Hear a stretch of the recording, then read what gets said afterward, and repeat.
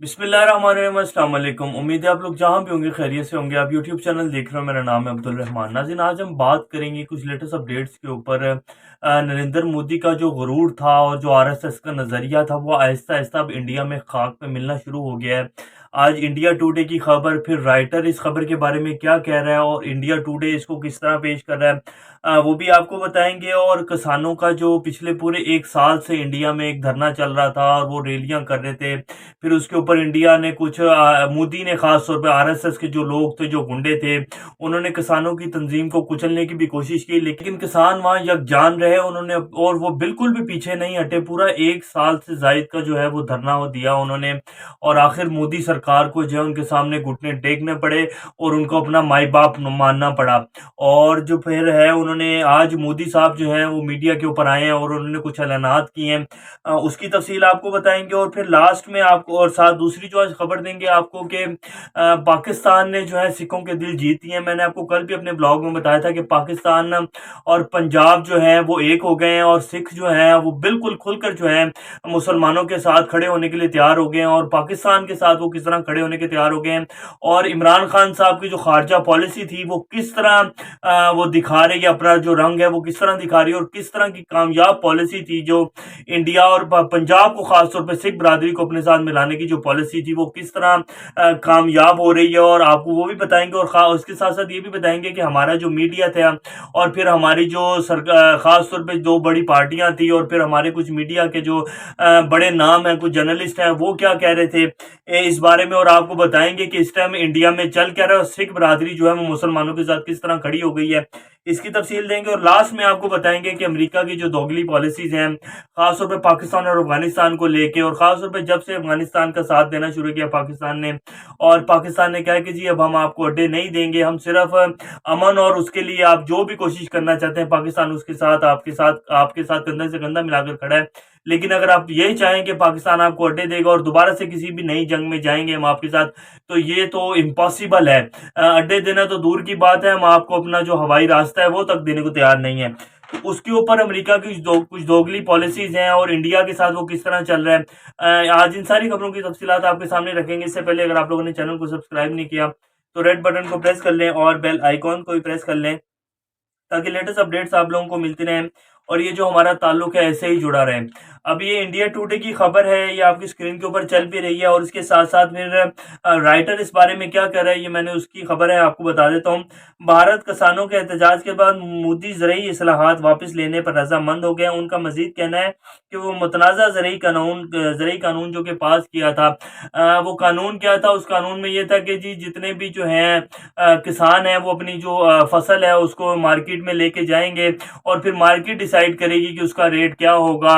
और वो यानी कि उसमें किसानों ने एहतजाज इसलिए शुरू किया था कि हमें हमारी जो फसल है उसका रेट सही नहीं मिल सकेगा। बिल्कुल ऐसे ही जैसे आप पाकिस्तान में देख लें कि पिछले 30 सालों में जितना हमारा ज़राअत जो है उसकी तबाही की दहाने पर आके खड़ा हो गया है, और नवाज शरीफ की और उसके साथ साथ पीपल्स पार्टी की जो पॉलिसीज रही हैं उन्होंने हमारी ज़राअत को तबाह कर दिया। हमारा आम, उसके साथ साथ पाकिस्तान एक ज़रई मुल्क होने के बावजूद जो है उसमें अजनास की कमी है, उसमें खुराक इतनी महंगी है, उसमें फल इतने महंगे हैं, और हमारी टेक्सटाइल इंडस्ट्री जो है इन्होंने तबाह करके रख दी पिछले 30 साल की पॉलिसी ने। तो यही पॉलिसी थी जो मोदी ने अपनाई और उसका एक कानून पास किया, जिसके ऊपर जो फिर है किसान जो है उन्होंने एहतजाज शुरू किया, और वो तंजीम और उनका जितना भी एहतजाज था उनको रंग ले आया। उसमें जो है सिख बरादरी जो है सबसे ज़्यादा जो आप कहें कि फ्रंट के ऊपर लड़ी इस एहतजाज में, और उन्होंने जिस तरह जो है पूरे पंजाब ने यकजान होकर अपनी इस धरने को भी आजमाया, और फिर जिस तरह रैलियां निकाली गई, तो आज बहुत बड़ी एक कामयाबी जो है मिली है इंडिया के जो किसान थे उनको। तो उन्होंने कहा है कि जी हम जितने भी ये मुतनाज़ा कानून थे इसको हमने वापस ले लिया, और इसके जो है इस पर अमल दरामद जो है जो काबीना का इजलास होगा उसमें कानून बनाया जाएगा, और इन सारे कानून को वापस ले लिया मोदी सरकार जो है।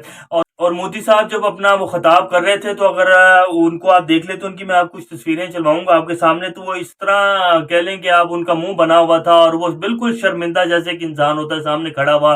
और इंडियन मीडिया भी इसके ऊपर बिल्कुल खामोश है, चुप साध के बैठा हुआ। खासतौर पर जो इंडियन मीडिया मोदी का पाला हुआ जो मीडिया है उनके भी हालात देखने वाले हैं, उनको आज ऐसी चुप लगी हुई है कि जैसे कोई है ही नहीं, बिल्कुल एक शोक का आलम है। تو انہوں نے بہرحال اپنے جو قانون جو بنائے تھے جو پاس کیے تھے ان کو واپس لینے کا وہ کر دیا ہے۔ اور رائٹر اس کے بارے میں کیا کہہ رہا ہے، رائٹر کی بھی بتا دیتا ہوں، رائٹر کی رپورٹ کے مطابق 3 قوانین پر اچانک رعایت کا فیصلہ آئندہ سال کے آغاز میں بھارت میں سب سے زیادہ آبادی والے ریاست اتر پردیش اور دیگر 2 شمالی ریاستوں میں جہاں بڑی تعداد میں دیہاتی آبادی ہے، انتخابات سے قبل سامنے ہے کہ وہاں انتخابات ہونے جا رہے ہیں آئندہ سال، یہ جو ابھی آنے والا سال شروع ہو رہا ہے اس میں انتخابات ہونے جا رہے ہیں، جس کی وجہ سے جو ہے نریندر مودی ان کی سرکار جو ہے انہوں نے یہ فیصلہ لیا کہ اس قانون کو واپس کر دیا جائے، ورنہ میں بہت بری جو ہے شکست ہوگی۔ اور اب ہم اپنی دوسری خبر کی طرف چل پڑتے ہیں، جس میں سکھ برادری جو ہے وہ کھل کر مسلمانوں کے ساتھ کھڑی ہونے کو تیار ہو گئی ہے۔ جب سے مودی سرکار آئی ہے انڈیا میں مسلمان کمیونٹی جو ہے خاص طور کے اوپر ان سے بہت برا سلوک پیش کیا روا رکھا جا رہا ہے، باقاعدہ بزرگان جو ہیں بہت سے ایسے ویڈیو کلپس آئے ہیں سوشل میڈیا کے اوپر جس میں مسلمانوں کو جو ہے پکڑ کے ان کے جے شری رام کے نعرے لگانے پر ان کو آمادہ کیا جا رہا ہے، ان پر زور ڈالا جا رہا ہے، ان کو مارا جا رہا ہے۔ پھر کئی ایسی ویڈیوز بھی ہیں جن میں باقاعدہ جو بزرگ تھے مسلمان ان کی داڑیاں بھی جو ہیں کاٹی گئی اور ان کو جے شری رام کے نعرے لگانے کا کہا گیا۔ تو پچھلے جب سے مودی کی حکومت آئی بہت زیادہ ظلم روا رکھا جا رہا تھا مسلمانوں کے ساتھ۔ تو آج جو ہے یہ بھی آج کی رپورٹ ہے جس میں یہ اسکرین کے اوپر چل بھی رہی ہے، جس میں یہ کہہ رہے ہیں کہ بھارت میں گردواروں نے بھی نماز جمعہ کے لیے دروازے کھول دیے۔ ایک ہندو تاجر کے بعد گردواروں نے بھی مسلمانوں کو اپنے ہاں جمعے کی نماز پڑھنے کی پیشکش کی ہے۔ بعض ہندو تنظیمیں پچھلے کئی ہفتوں سے گروگرام میں میدانوں میں نماز جمعہ کی ادائیگی کے خلاف مہم چلا رہی ہیں۔ ملکی دارالحکومت دلی کے نواح میں واقع ہریانہ کا گروگرام گزشتہ کئی ہفتوں سے